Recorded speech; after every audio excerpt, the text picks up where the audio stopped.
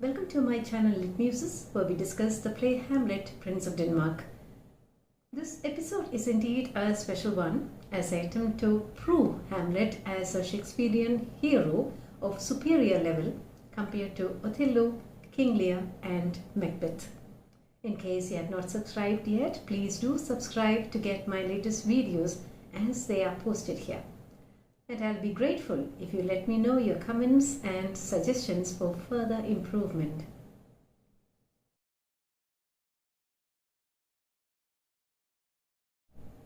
Act 5 Scene 2 is the longest scene of the play with 408 lines, and it marks the denouement or conclusion of this revenge tragedy while exhibiting the chief conventions of a typical revenge tragedy in it, as the characters reap their respective levels of retribution coeval with their sinful actions. The scene reveals Hamlet's growth as a tragic hero as he emerges as a seasoned and enlightened man who remains unperturbed amidst the challenges as someone who has now understood the right attitude to action and also the right way to execute it. The scene opens with Hamlet and Horatio conversing in a hall in the castle for almost 80 lines. And then they are joined by Osric, a courtier, and later on by the entire characters of the play as they join to watch the fencing match between Hamlet and Laertes. For our easy understanding, I would like to divide the scene into two parts based on the long plot line. During the first part of the scene, we see Hamlet and Horatio discuss the strange occurrences en route to England. In fact, if you remember, the two friends had reached the graveyard with this purpose, which later got derailed due to the funeral ceremony that took place there. In fact, the scene begins with the lines. We'll read. Hamlet speaks. So much for this, sir. Now shall you see the other. You do remember all the circumstance. In fact, scene 2 begins with these words of assertiveness uttered by Hamlet. Here we find Hamlet is able to neatly set aside gloomy matters about Ophelia and discuss about his sea journey with Horatio. Interestingly, we don't find Hamlet brooding over the death of Ophelia in the scene, as he mourned his father's death in the previous acts, Act 1 and Act 2. Instead, he is seen more in control of his emotions now. He tells Horatio about his faith in Providence now, which in his opinion supersedes man's plans, and he considers that sometimes the rash and impulsive actions help one succeed more than one's calculative actions. And we find Hamlet is telling Horatio about his miraculous escape from the ship bound for England, as he discovered by chance his uncle's treachery when he furtively read the letters which were to be delivered to the English king to ensure Hamlet's death as he reaches England. This actually happens on the very night before his ship was attacked by the pirates. In an act of prudence, we find Hamlet replaced Claudius's letter with the altered order for the execution of Rosencrantz and Guildenstern. The action of Hamlet reveals his capability of instant action when he wills it. The second section of the scene has the chief features of a typical revenge tragedy, as the principal characters are present as they face the retribution for their sinful acts, as the murders of King Hamlet and Polonius are retaliated by Prince Hamlet and Laertes respectively.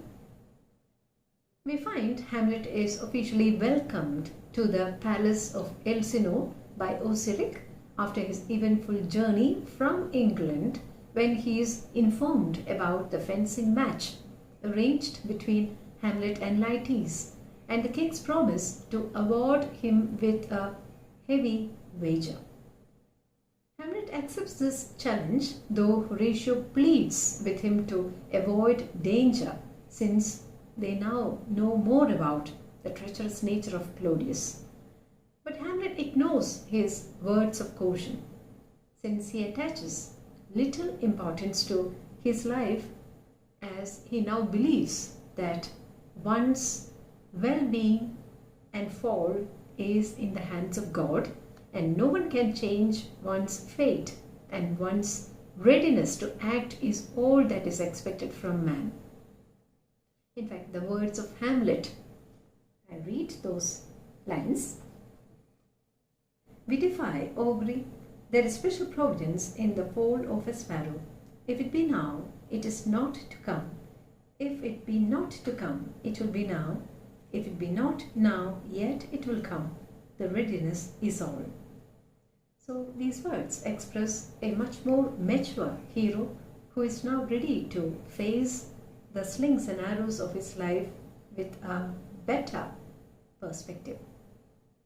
In fact, these words uttered by Hamlet are intensely philosophical, as it reflects Hamlet's vision of life, which has got broadened now, and he does not bother about the consequences of actions and their metaphysical implications now.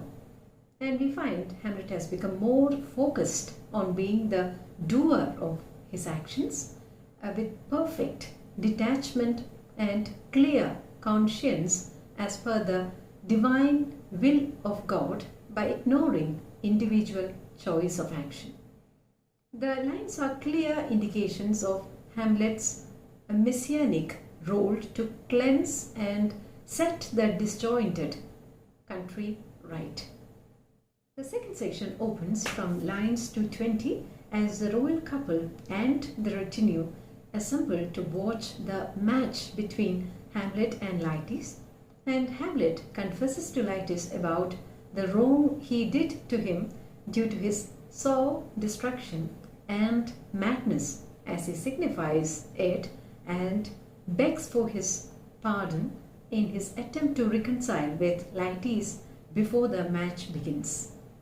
Hamlet proclaims that the match is between contenders of unequal skills, as Hamlet tells the king that Laertes is superior to him in the game. And when Hamlet wins in the first two rounds, the king immediately is offering, in a very deceitful way, a cup of poisoned wine, as he fears Hamlet's yet another victory. But Hamlet this time is refusing the drink before the end of the match. Meanwhile, the queen drinks it for Hamlet's health and success, as the king passes a hypocritical comment to her that Laertes would never win over Hamlet. In fact, it is these words that invigorate Laertes, and he spitefully wounds Hamlet against the voice of his conscience, which actually reminded him of his treachery. Laertes wounds Hamlet in the third round with his poisoned rapier, and in the confusion both change their rapiers, and Hamlet wounds Laertes with the same poisoned rapier. As they bleed, the queen swoons, and Laertes instantly reveals that his treachery has made him undergo the punishment as he is wounded by Hamlet. Meanwhile, the queen reveals to Hamlet before her death that she is poisoned by the wine which was offered to her by King Claudius. And Hamlet instantly orders to lock all entrances, as Laertes reveals the treachery of Claudius to all, and Hamlet wounds Claudius with the sword, and to doubly assure his death, forces him to drink the rest of the poisoned wine, and Claudius dies, followed by Laertes. The final words of Laertes: that exchange forgiveness with me, noble Hamlet. Mine and my father's death come not upon thee, nor thine on me.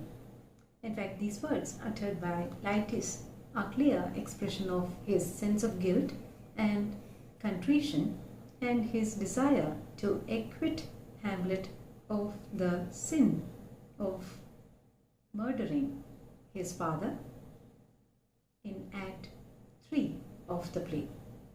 The line expresses Laertes' understanding of Hamlet's moral integrity as a hero, as he prays that the guilt of his and his father's death may not fall on Hamlet, and Hamlet's death on him. At that juncture, Horatio expresses his wish to die with Hamlet, but he is restrained by Hamlet since he wants Horatio to be alive to reveal the truth behind the tragedy to the entire world. Exactly at the time, Osric announces the entry of the victorious army of young Fortinbras and the ambassadors from England, and Hamlet expresses his wish before everyone and before he succumbs to death that young Fortinbras should succeed to the throne of the kingdom of Denmark. The words of Horatio as he mourns Hamlet's death is a tribute to his greatness. As he speaks, now cracks a noble heart, good night, sweet prince, and flights of angels sing thee to thy rest. So these lines are again clear validation for the moral integrity and the uprightness of Hamlet as expressed by his friend Horatio. Exactly then, young Fortinbras arrives at the court with the ambassadors from England to announce the victory over Poland. The ambassadors announce the death of Rosencrantz and Guildenstern too, as Horatio discloses the truth behind the multiple murders, and Fortinbras arranges a funeral with military honors to Hamlet. Now we have completed the analysis of scene 2, but would like to take a closer look at the scene to find the conspicuous features of this scene.